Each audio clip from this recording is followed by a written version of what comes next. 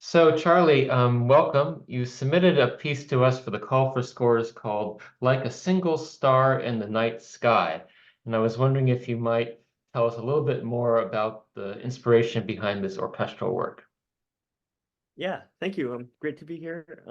So this piece, as the title suggests, is about a star in the night sky. The inspiration came from, as you might expect, stargazing one night a few summers ago in New Hampshire. And what really fascinated me about the star that I was looking at is how on Earth, when you look at the star, it's just a tiny white dot, and it's just a tiny thing up in the sky. But if you imagine that sky up, that star, excuse me, up close, it's actually this giant thing that might be even larger than Earth itself. And through this piece of music, this 5-minute piece I wrote, I tried to explore the perspectives of that star.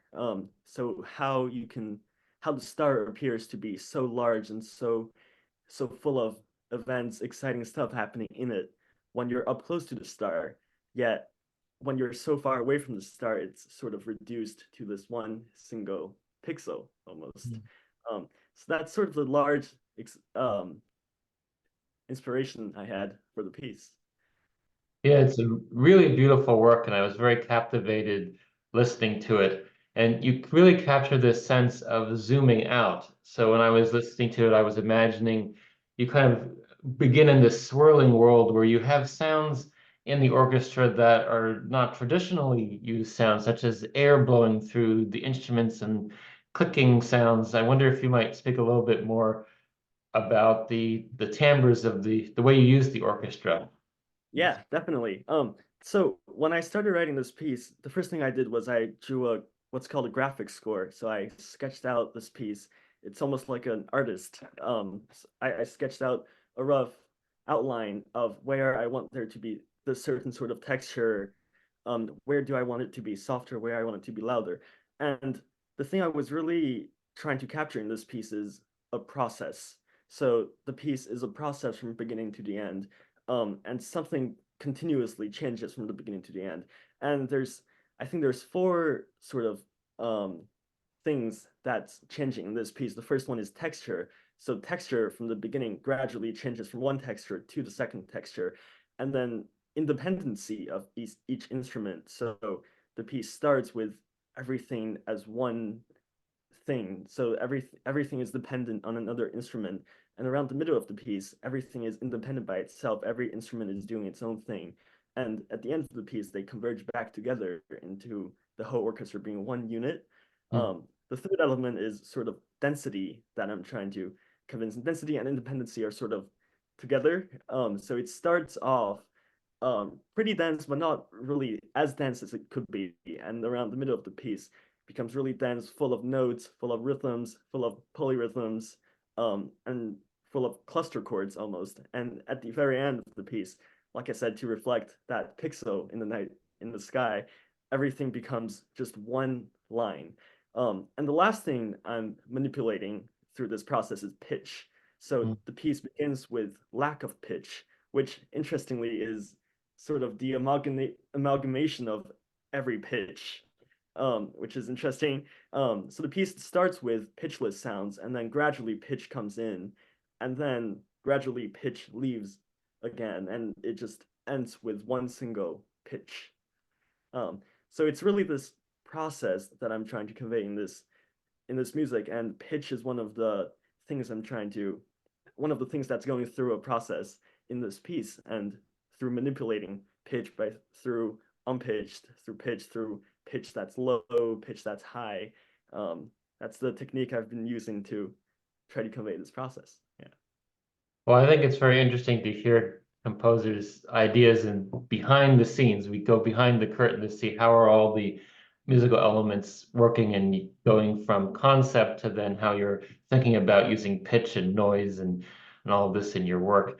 I really got the sense though that I was seeing this one object that we were just still focusing on and pulling back from it. Uh-huh. And I was trying to think, what about your work was helping this come through. And I feel like there are these elements of stasis and then a dovetail, but there's always something continuing, such as airy sounds or one pitch. So you have actually the pitch E that goes for like almost 3 to 4 minutes of the piece that's kind of underneath the music that is maybe like this sustained tone that is like the constancy of this object or something. But it really kept my focus on something, even though the pitches are swirling around us. Yeah, I mean, definitely. I think part of the influence of this piece is minimalist music, where everything seemingly stays stasis, but there's always something that's slightly changing, and your mind gets drawn into whatever's changing in this piece. And this piece is sort of a slow process that I'm trying to capture. So definitely there's stasis, and then something gradually changes, and then eventually the stasis changes, but you barely even notice it. Yeah. Well, I wanted to also share with our audiences that you are the youngest finalist for the Call for Scores, and you're still a high school student, and that's correct, right? Yeah. Yes, and I've seen you around at many Boston concerts, and you're at all the best concerts, lots of great new music concerts in Boston. I'm wondering what this experience was like for you writing for the orchestra, and I know it was you wrote for the Orlando Philharmonic this piece. Yeah, so this piece wasn't actually written for the Orlando Philharmonic. I wrote this piece just really for the sake of writing a piece. And later on, I submitted the piece to this fantastic organization called the National Young Composers Challenge, which is based in Orlando. And I was fortunately selected to be one of the winners of the challenge. And in 2022, as part of the challenge, they had the Orlando Philharmonic read this piece of mine.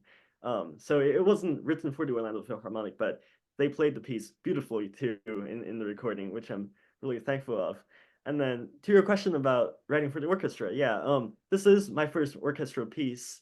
Um, and I feel like a lot of people have said, asked me, like it seems really hard to just start off with writing a piece, large orchestra piece, and how I understand each instrument.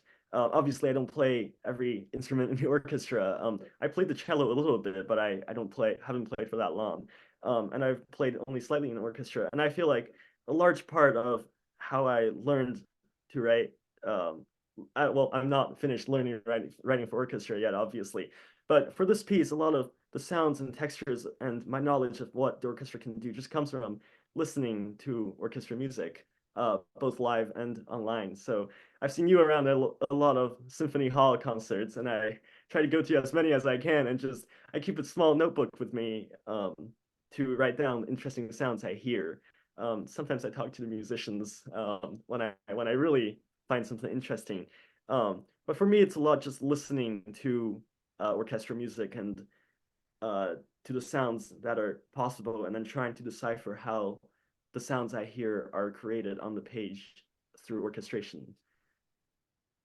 I think that's the best way to learn is going to hear concerts and um, especially the Boston Symphony is such a phenomenal orchestra. It's really some of the best to listen Yeah, to learn and from. the England Philharmonic, obviously, which I went to a few concerts Yes, as well. absolutely. And we do so much new music as well. So that is, uh, Yeah, yeah, yeah, yeah. a wonderful group to be a part of.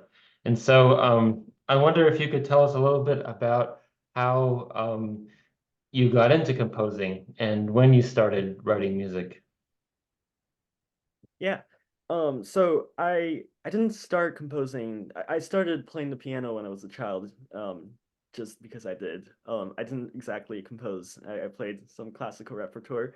I don't think I was too into it, but I kept playing on the piano. And it's around when the pandemic hit, when everybody was bored, obviously.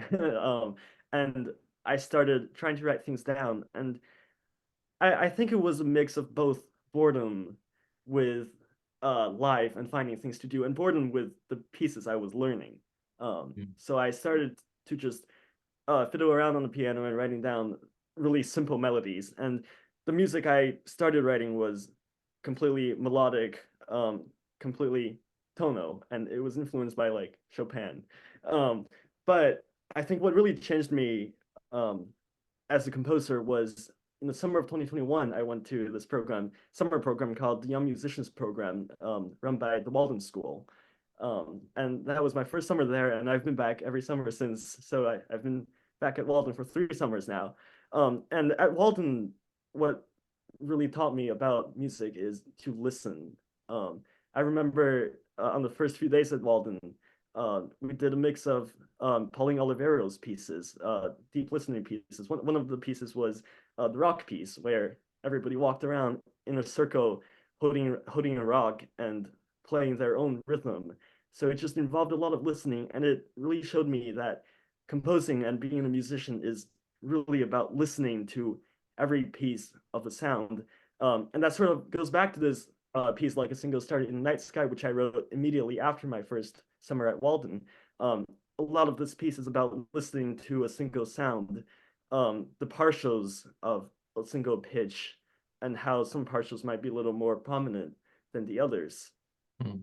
So basically, after that Walden summer, I really delve into listening and thinking about how sound is produced and how sound can be modified, whether through the changing of a technique. So, for example, like on a violin, you can play with fully on the hair, or you can do a mix of collennial and hair, and how that change in technique changes the output of the sound.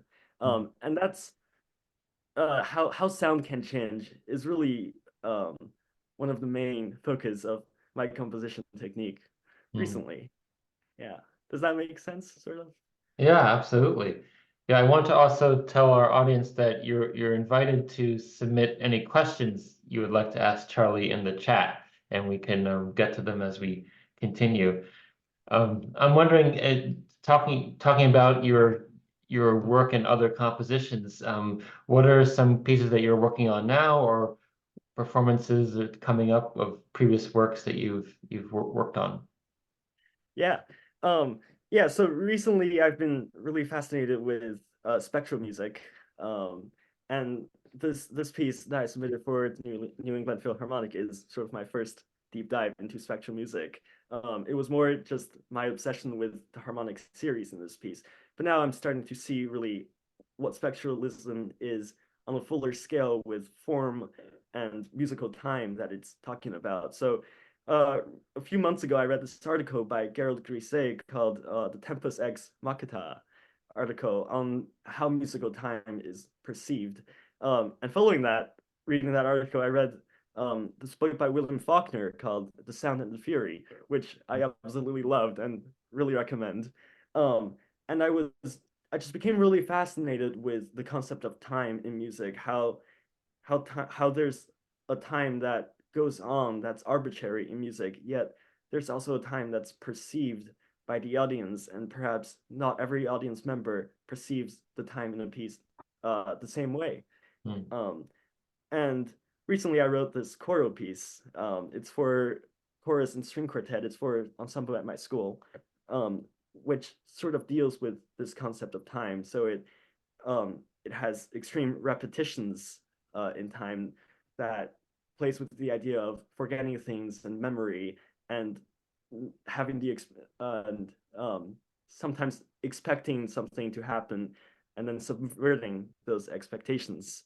And then there's also this slight branch of just intonation music that I've been trying to get into, where it's again a lot of listening to sound. You start listening to the beatings of each pitch. And then further adding on to that,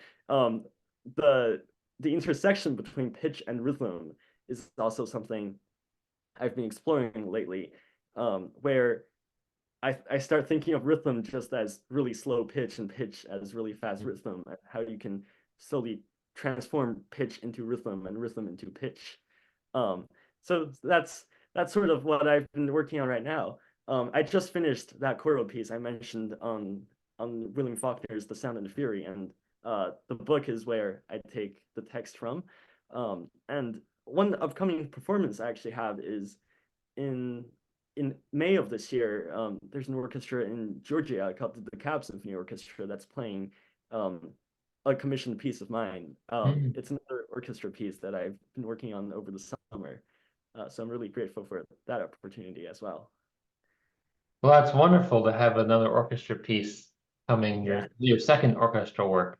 Yeah, it is my second orchestra work. Yeah, I might take a break from orchestra for now just because it's a lot to write for. But it's definitely really great experience writing for the orchestra. Yeah. Yeah, and it's wonderful to hear of your compositional ideas and taking thoughts and practices for so many different realms and finding a connection between them can be very creatively inspiring. I know. So I want Yeah. to open it up if there are any questions here for Charlie. I was wondering, what instrument do you play? Yeah, so I can play the piano. I don't usually call myself a pianist, but I can play the piano, and I've started learning the cello a few years ago, and it's sort of just been on and off. And I sing in my school chorus, so and I think the voice is a really helpful instrument in terms of composition. So I've been trying to use that. I'm also trying to pick up the guitar a little bit. Just trying to play some basic rock music on the guitar in my free time.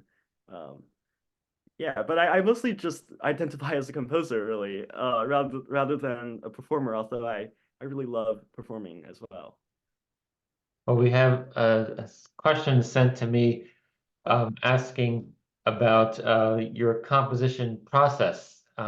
Thinking about, I'd also be curious to know if the instruments that you play, singing, playing the piano, does that play a role in your process of when you sit down, how do you go from idea to notes on a page? yeah, great question. Um, let's see. I think yeah, as you mentioned, the first thing I start with whenever I start a composition is really the idea that I'm trying to explore. I tend to start less with sound, where sound is the first thing I start with after I have an idea. But sometimes the idea and sound go together, where I start finding a sound and an idea emerges from the sound. Um, and usually, what I do after I have an idea is I try to put off the technical aspects of composing as late as I can in the process, which means like the actual typing in of notes or writing down of notes and figuring out the harmonies. I try to do that as late as I can. Mm. And the first thing I do is, like I did with Like a Single Star in the Night Sky, I usually draw a little map of something of how I want the form of the piece to look like. And see, I think I might have one of the maps of the piece I'm working on now um, in here. It's I don't know if you can see. Oh It's yeah. sort of like a graphic score,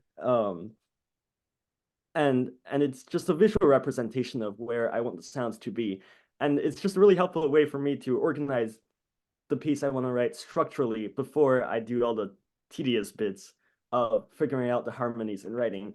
And once I have this figured out, I go through the actual writing process itself, Mm. which I generally do sitting at a piano um, and determining the pitches that I want to use. Um, and I feel like a lot of the composing I do also happens outside of an instrument, just whenever I'm walking on the street or in the train station, just thinking about sounds I want to create and thinking about how those sounds can be created. And again, as I mentioned before, going to concerts, listening for sounds. Um, does that answer the question? Yeah, I think that's a great answer. Yeah, Absolutely. great question. Yeah. And one other, I guess, building off of saying how you learned the rock guitar or electric guitar for your free time, what do you enjoy doing in your free time? And Yeah. So yeah, I've been really into reading modernist literature recently, which sort of started with The Sound and the Fury by William Faulkner that I read. So right now I'm reading this other Faulkner book named Absalom, Absalom, which is also just an experimental piece where the stream of consciousness narrative, and it deals a lot with memory as well, which I'm trying to tie into my musical practices. And there's this big question of translating a book into music that I've been thinking of as I read those books. Like what can music do that a book can't do, and what can a book do that a music can't do? And I think part of the answer might lie into how music forces the listener to listen to the music in a temporal way. There's the beginning and there's the end. While in a book, there's also that sort of freedom where the reader reads from beginning to the end, but the reader might have slightly more freedom in looking back at a page or determining the pace they would like to read the book in. And I think reading those modernist works, there's this other book by David Foster Wallace called Brief Interviews with Hideous Men. Um, it's a collection of short stories that also explore the sort of nonlinear narrative that's happening.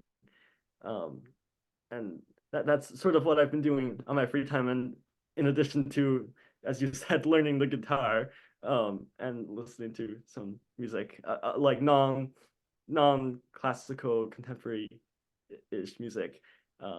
Yeah.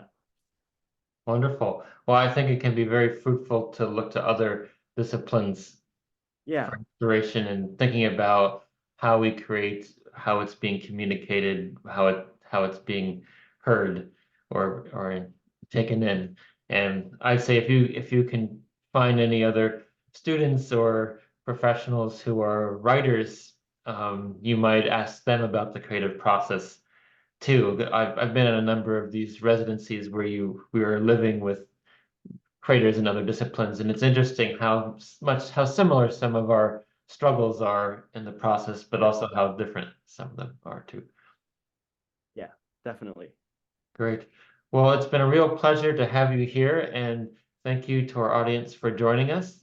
And look forward to having you here for future interviews, and we look forward to more of your music, Charlie. Thank you so much. And thank you for the New England Philharmonic for this great opportunity and interview. And thank you, Dr. Nathan. Thank you.